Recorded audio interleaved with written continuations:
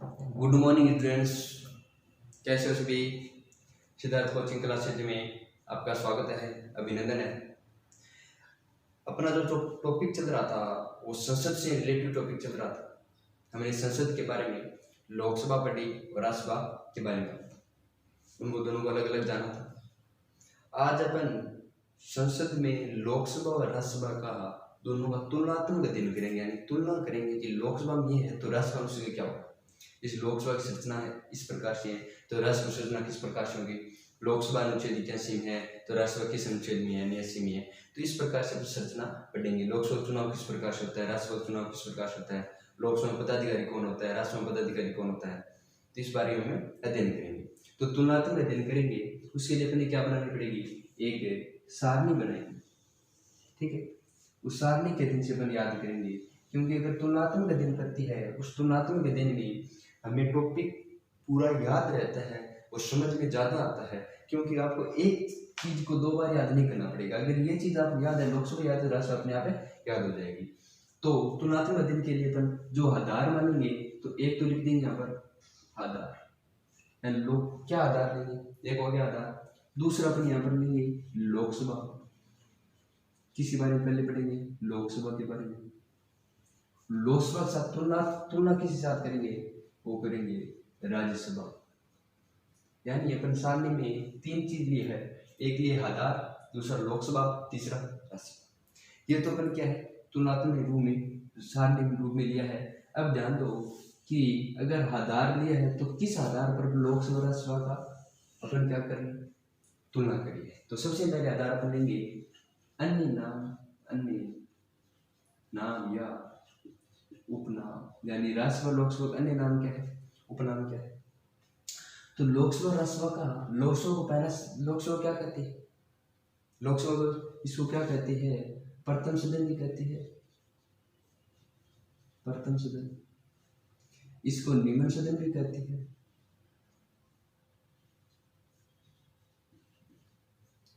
इसको अस्थायी सदन भी कहती है। अस्थायी सदन के बाद अपन इसको कहती है लोक सदन भी कहती है। ठीक है, और लोक सदन के बाद अपन कहते हैं इसको जनता का सदन भी कहते हैं। और जनता के सदन के बाद इसको अपन प्रथम सदन, निम्न सदन, अस्थायी सदन, लोक सदन, जनता का सदन और एक शक्तिशाली सदन भी कहते हैं। शक्तिशाली सदन भी कहते हैं। प्रथम सदन लोकसभा सदन है तो राज्यसभा क्या कहेंगे, द्वितीय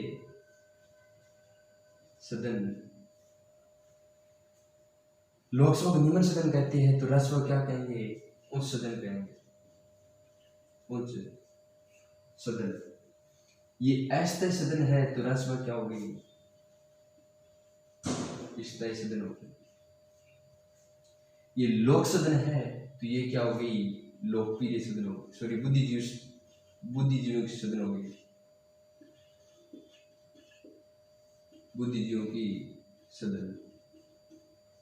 ये जनता का सदन है तो ये क्या, राज्यों का सदन हो गया, राज्यों का सदन। शक्तिशाली सदन है तो ये क्या हो गई, कमजोर सदन हो गया, कमजोर सदन। अब इसमें एक मैं लिखना भूल गया, लोकप्रिय सदन, तो ये क्या हो गया, अलोकप्रिय सदन। यानी आज अपन जो लोकसभा राज्यसभा का तुलनात्मक अध्ययन कर रही है, उस सबसे पहले जो मैंने आधार माना, वो आधार माना अन्य नाम या उपनाम। और उसमें सबसे पहले मैंने नाम लिया प्रथम सदन, यानी लोकसभा को प्रथम सदन कहती है, दूसरी जगह राज्यसभा क्या कहती है, द्वितीय सदन भी कहती है। इसको निम्न सदन भी कहती है तो उसको राज्यसभा को उच्च सदन भी कहती है। इसको अस्थायी सदन भी कहते हैं लोकसभा को, तो राज्यसभा को क्या कहती है, स्थायी सदन कहती है। लोकसभा को लोक सदन कहती है तो राज्यसभा क्या कहती है, बुद्धिजीवियों का सदन कहती है। लोकसभा को जनता का सदन कहती है तो राज्यसभा क्या कहती है, राज्यों का सदन कहती है। लोकसभा को शक्तिशाली सदन कहती है तो राज्यों को क्या कहती है, कमजोर सदन कहती है। और लोकप्रिय सदन लोकसभा है तो अलोकप्रिय सदन क्या है, राज्यसभा। इसका उल्टा राज्यसभा होती है। अगर लोकसभा के बारे में पता है तो राज्यसभा के बारे में अपने आप याद हो जाएगा। ध्यान देना कि मैंने यहाँ पर लिखा है एक लोकप्रिय सदन और एक लोकप्रिय सदन। लोकप्रिय सदन यह एक जनता का प्रिय सदन होता है, प्रत्यक्ष रूप से चुना लोकप्रिय सदन यानी जनता का सदन नहीं होता। इसमें बुद्धिजीवी यानी इसमें उम्र भी बढ़ी है, बुद्धिजीवी के रूप में आता है। ठीक है, तो ये लोकसभा के बारे में कुछ सामान्य जानकारी थी। यानी इसका उल्टा हो जाता है, निम्न का द्वितीय हो गया, ऐसे प्रथम का द्वितीय हो गया, निम्न का उच्च हो गया, इसका उल्टा राज्यसभा होती है। तो ये तो इसका क्या था, प्रथम लोकसभा का उपनाम थे। उपनाम के बाद अपन जो उसके बारे में बात करेंगे वो बात करेंगे संरचना के बारे में। राज्यसभा की संरचना के बारे में बात है, लोकसभा राज्यसभा संरचना के बारे में बात करेंगे। यानी अपना अगला क्या है, संरचना। और ध्यान देना संरचना में सबसे पहले अपन इसका लेंगे कि इस किस लोकसभा किस अनुच्छेद में उल्लेखित किया गया है। तो लोकसभा का अनुच्छेद है वो है 81 और राज्यसभा का जो अनुच्छेद है वो है 80। ठीक है, ये राज्यसभा लोकसभा के अनुच्छेद के बारे में, संरचना के बारे में लिखित है। अब इसमें और देखिए तो संरचना में इसमें आ जाएगा अधिकतम सदस्य संख्या। अधिकतम सदस्य संख्या लोकसभा की अधिकतम सदस्य कितनी है, 552। और राज्यसभा की अधिकतम सदस्य संख्या कितनी है, वो कितनी है, 250। ठीक है, अब इसकी वर्तमान सदस्य संख्या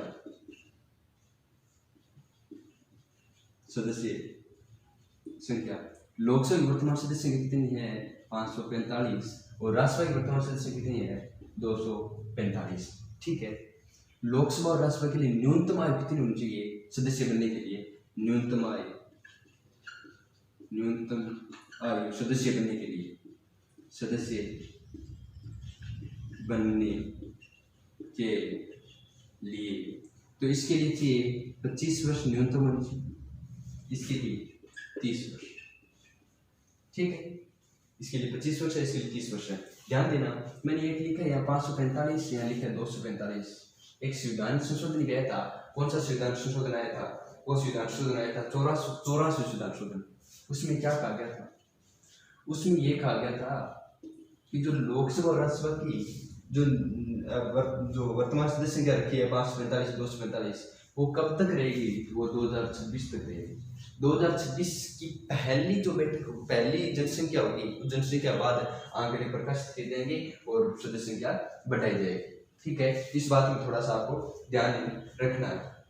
क्या ध्यान रखना है कि इसमें क्या है। ठीक है, अपन लोकसभा राज्यसभा के बारे में बात कर थे, आधार के बारे में बात कर रहे थे। और आधार में आपने देखा था सबसे पहले मैंने संरचना दी थी और संरचना में लोकसभा का अनुच्छेद बताया था। लोकसभा अनुच्छेद कितना है, 81। राज्यसभा अनुच्छेद कितना है, 80। ठीक है, और अधिकतम सदस्य कितने होते हैं लोकसभा की, 552, राज्यसभा की 250। वर्तमान सदस्य कितनी है, 545, राज्यसभा कितनी है, 245। न्यूनतम आयु कितनी होनी चाहिए लोकसभा के लिए, 25 वर्ष, राज्यसभा के लिए 30 वर्ष। इसमें ये अलग बात बताई थी मैंने कि जो 545 या 245 है उसमें एक संविधान शोधन हुआ था। उस संविधान शोधन कौन सा था, 84वां संविधान शोधन था। उसमें क्या कहा गया था कि लोकसभा और राज्यसभा की जो सीटें बढ़ाई जाएगी वो 84 संविधान शोधन के बाद प्रथम जनसंख्या जनगणना होगी उसके बाद बढ़ाई जाएगी, यानी 2026 के बाद। तो ये थी अपनी संरचना के बारे में। संरचना के बाद अपन बात करेंगे चुनाव के बारे में। किसके बारे में बात करेंगे, चुनाव के बारे में। चुनाव किस प्रकार से होता है, लोकसभा और राज्यसभा के चुनाव के बारे में बात करेंगे। चुनाव, लोकसभा का क्या होता है चुनाव, प्रत्यक्ष व गुप्त मतदान। राज्यसभा का क्या होता है, अप्रत्यक्ष व खुला मतदान। इसमें तो जनता मतदान करती है और इसमें राज्यों के विधानसभा सदस्यों द्वारा, यानी राज्यसभा के जो सदस्य चुने जाती है उनका चुनाव अप्रत्यक्ष प्रणाली के द्वारा खुला मतदान होता है। और कौन करते हैं? राज्यों के विधानसभा सदस्यों के द्वारा किया जाता है। लोकसभा का चुनाव होता है प्रत्यक्ष प्रणाली है और गुप्त मतदान होता है। प्रत्यक्ष प्रणाली का मतलब क्या है? इसमें जनता स्वयं भाग लेती है। चुनाव प्रणाली यानी प्रत्यक्ष और अप्रत्यक्ष दो होती है। प्रत्यक्ष में क्या होता है? जनता स्वयं भाग लेती है, जिसमें चुनाव स्वयं करती है। जबकि अप्रत्यक्ष में जनता चुनने के प्रतिनिधि क्या करती है? चुनाव करती है। उसको क्या कहती है? अप्रत्यक्ष प्रणाली कहती है। प्रत्यक्ष प्रणाली जिसमें जनता स्वयं भाग लेती है और अप्रत्यक्ष प्रणाली से जनता स्वयं भाग नहीं लेती। ठीक है, इसमें जनता स्वयं भाग लेती है और किस आधार पर लेती है वो आपको पता होगा। वयस्क मतदान यानी वयस्क मताधिकार है। और वयस्क का मतलब क्या है? यानी जब संविधान बना था उसमें यह कहा गया था कि जिसकी उम्र 21 वर्ष हो जाएगी वो मतदान कर सकता है। क्या वर्तमान में 21 वर्ष है? नहीं, वर्तमान में कितनी है? 18 वर्ष। और किस संविधान संशोधन के तहत हुआ था? ये 61वां संविधान संशोधन कब हुआ था? ये कब हुआ था? 1989। 1989 61वां संविधान संशोधन 1989 के तहत प्रत्येक जो वयस्क मताधिकार है 21 वर्ष की उम्र से घटाकर कितनी कर दी गई थी? 18 वर्ष कर दी गई थी।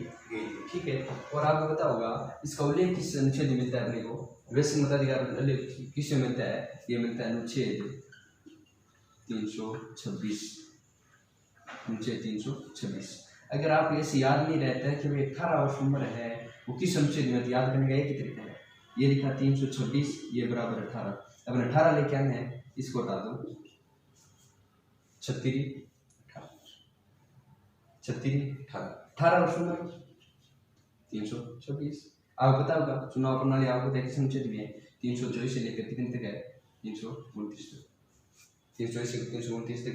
इनमें इन अनुच्छेदों में 324, 325, 326, 327, 328, 329 इन अनुच्छेद में मात्र एक ऐसा अनुच्छेद है जिसके बराबर 18 आएंगे। कर लो, 5 3 15, 4 3 12, 7 3 21, 8 3 24, 9 3 27। मात्र एक अनुच्छेद ऐसा है जिसके बारे में आगे क्या आएगा? 18 आ जाएगा।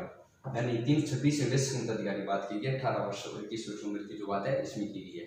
इतना तो आपको याद रखना पड़ेगा कि वर्तमान में जो वयस्क मताधिकार उम्र है वो 18 वर्ष है। अब अनुच्छेद याद रखने के लिए इतनी ट्रिक है कि 326 यानी 36 18 18 कैसे लाना है? 3 × 6 36 18 326 2 इंटू कर दो 26। ठीक है, अपनी बात कर ली, चुनाव की बात कर रहे थे। लोकसभा प्रत्यक्ष और गुप्त मतदान के द्वारा होता है, राज्यसभा का अप्रत्यक्ष खुला मतदान के द्वारा होता है। लोकसभा में जनता स्वयं भाग लेती है, राज्यसभा में जनता स्वयं भाग न लेकर राज्य विधानसभा जो सदस्य चुने गए हैं जनता के जो प्रतिनिधि वो भाग लेती है। वैसे मताधिकार मैंने बता दिया, पहले संविधान बना तब 21 वर्ष उम्र थी, वर्तमान 18 वर्ष उम्र है। किस संविधान संशोधन के तहत हुआ था? 61वां संविधान संशोधन हुआ था। कब हुआ था? 1989 में हुआ था। इसके बाद बात करेंगे निर्वाचन की विधि। वेरी इंपॉर्टेंट, मैं बात कर रहा हूँ लोकसभा राज्यसभा की निर्वाचन की विधि क्या है। इसके लिए छोटी सी एक बात मैं बता दूं आपको। एक छोटी पहले अलग बात ले लेता हूँ कि आप प्रेसिडेंट प्लस वाइस प्रेसिडेंट, ठीक है, राज्यसभा, ठीक है, प्लस विधान परिषद, इनका चुनाव करते हो। राष्ट्रपति, उपराष्ट्रपति, राज्यसभा और विधान परिषद, इनका चुनाव आप करते हो आनुपातिक एकल संख्या मत प्रणाली द्वारा करते हो। इनके अलावा कौन बच गई? एक तो बच गई लोकसभा, एक बच गई विधान परिषद विधानसभा और एक बच गई स्थानीय संस्थाएं। इन तीनों का चुनाव किस प्रकार से करते हैं? इनके लिए पद्धति आपने अनुपातिक एकल संख्या पद्धति अपनाई है। इन तीनों के लिए कौन सी पद्धति अपनाई? ठीक है, इन तीनों के लिए पद्धति कौन सी अपनाई है वो बात ध्यान रखना। अब आप बता दो किन का चुनाव करते हो आप। इनके लिए आपको न्यूनतम वोट कितना चाहिए? आधे से एक अधिक, यानी बहुमत कितना आता है? आधे से ज्यादा।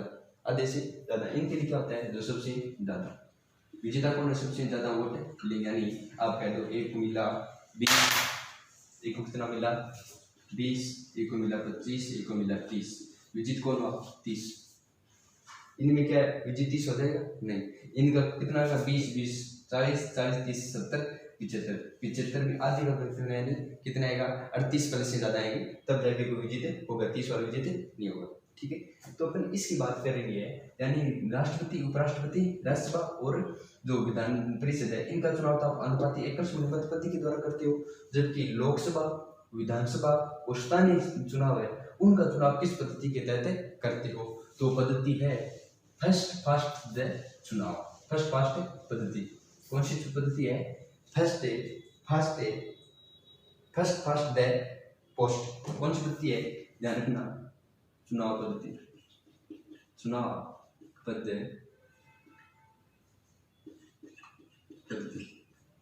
पद्धति कौन सी है? फर्स्ट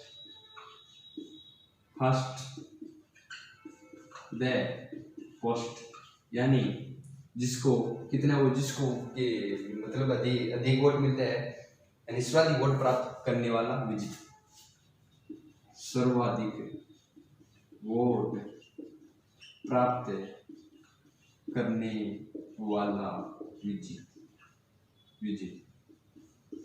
सर्वाधिक वोट प्राप्त करने वाला विजय, या इसको एक नाम देता है अग्रता ही विजेता। जो सुधारी नाम है, एक तो है फर्स्ट पास्ट द पोस्ट और एक नाम ये है अग्रता ही विजेता। एक नाम और आता है, वो आता है बहुलतम।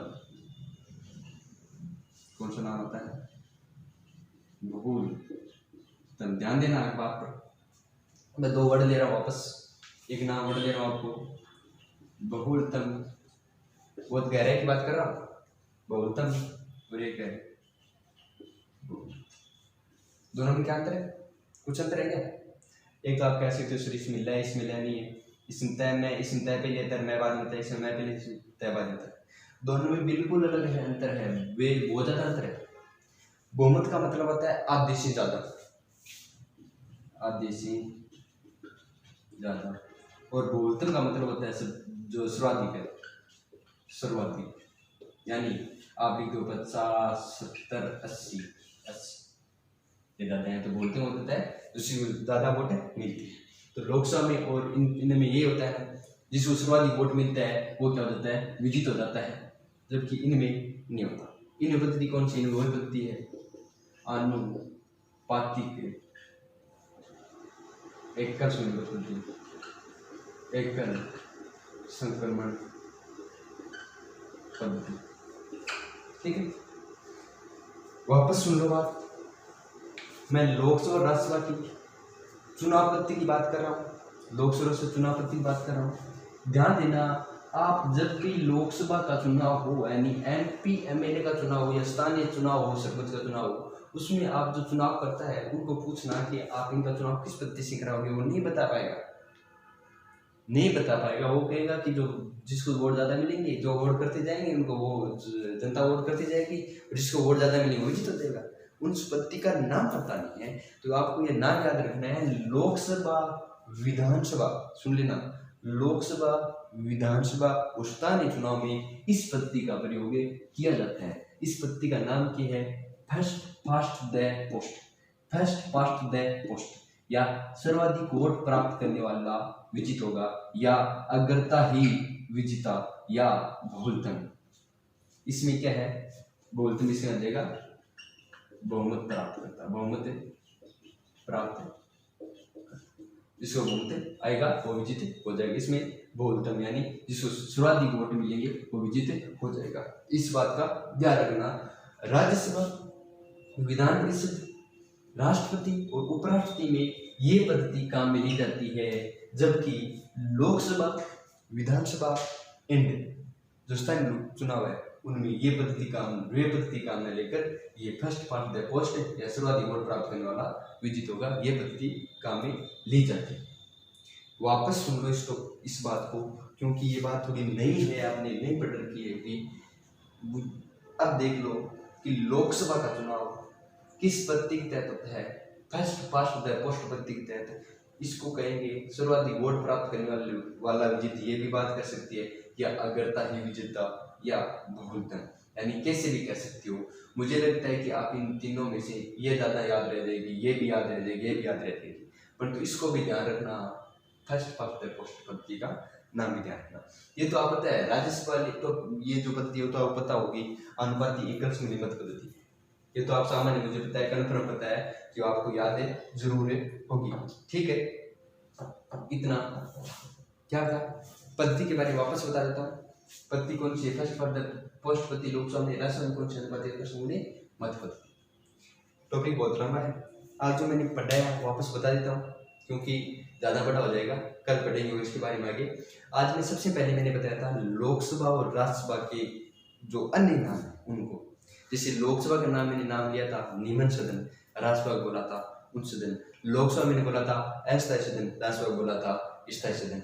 लोकसभा बोला था प्रथम सदन, राज्यसभा बोला था द्वितीय सदन। लोकसभा बोला था जनता सदन, राज्यसभा बोला था राज्यों सदन। लोकसभा बोला था लोकप्रिय सदन, राज्यों बोला था अलोकप्रिय सदन। लोकसभा शक्तिशाली है, राज्यसभा कमजोर है। ये देखो डायरेक्टली क्वेश्चन है, इनडायरेक्टली क्वेश्चन पूछा सकते हैं। जैसे पूछा जाए वर्तमान में लोक सदन का अध्यक्ष कौन सा? लोक सदन का, या ऐसे पूछ ले वर्तमान निम्न सदन का अध्यक्ष कौन है? तो कौन है? ओम बिरला। यानी ऐसी लोकसभा, ऐसे तो पता है लोकसभा का अध्यक्ष कौन है, सबको पता है ओम बिरला, परंतु लोक सदन नाम दे दिया या ऐसे नाम दे दिया जनता सदन, उसका अध्यक्ष कौन है तो आपसे हो जाएगा। उस उधर पूछ लिया कि ऐसे पूछ लिया कि राज्यों सदन है, उस राज्य सदन का सभापति कौन है? राज्यों सदन का सभापति कौन है? आपको पता होना चाहिए कौन है सभापति। कौन होता है? उपराष्ट्रपति पदेन सभापति होता है। तो कौन उपराष्ट्रपति कौन है? अपना वेंकैया नायडू। तो ये बात है, आपको ध्यान रखनी है। उसके बाद मैंने कही थी संरचना की बात। लोकसभा पता है अनुच्छेद कितनी में आता है? 81 में आता है। जब राज्यसभा किस अनुच्छेद में आती है? 80 में आती है। ठीक है, इसके बाद मैंने बताया था इसमें अधिकतम सदस्य कितनी होती है? 552 होती है। इसमें 250 होती है। इसमें वर्तमान सदस्य कितनी है? 545, इधर 245। और संविधान शोध ने बताया था कब बैठेगा, ये बात भी मैंने बताई थी। ठीक है, न्यूनतम आयु इसमें 25 वर्ष है, इसमें 30 वर्ष है। एक बात मैं बहुत पहले बता चुका हूँ आपको, राष्ट्रीय उपराष्ट्रपति के बारे में 3 आयु होती है। जो मेन आयु होती है वो 3 आयु होती है। ये बात मैं बहुत पहले बता चुका हूँ। एक संसद बनाई थी आपको, मैं यहाँ बैठे बैठे आपको संसद में भेज सकता हूँ। देखो अभी संसद में जा रहे हो आप, ये मैंने संसद बनाई। संसद ऐसे बोली होती है, संसद बनाई है। ये लोकसभा है, ये राज्यसभा है, और संसद में आप पता होगा राष्ट्रपति की जगह भी होती है। ये क्या है? राष्ट्रपति। उम्र आपको याद रखने के लिए आप ऐसे कर सकते हो 25, 30 और 35, 5 जोड़ना है। ये बात मैं बहुत पहले बार बार पढ़ा रहा हूँ, बार बार बता रहा हूँ, तो आपको उम्र की ज़्यादा दिक्कत भी नहीं आनी चाहिए। इसमें 25 है, इसमें 30। ठीक है, इस बात पद्धति की बात की। वेरी इंपॉर्टेंट, आज की जो वेरी इंपॉर्टेंट बात है, या तो पहला मैंने जो बताई थी वेरी, वो पिछला वाला तो आप पता होगा। पहले अन्य नाम आपको बहुत मुझे पता है 4-5 नाम पता होगा और नहीं पता था। तो उन नाम के बाद ये जो पद्धति बताई है वेरी मोस्ट पद्धति है। ध्यान रखना, लोकसभा वापस बता देता हूँ। ये पद्धति जो मैं बताई है फर्स्ट पास्ट द पोस्ट पद्धति है। ये पद्धति किस में काम लेती है? एक तो लोकसभा में काम आती है, एक विधानसभा में काम आती है। क्यों? क्योंकि विधानसभा का भी चुनाव प्रत्यक्ष होता है। एक आती है स्थानीय निकाय चुनाव। ठीक है, इन तीनों में इस पद्धति का प्रयोग करती, किस पद्धति का प्रयोग करती है? फर्स्ट पास्ट द पोस्ट पद्धति का।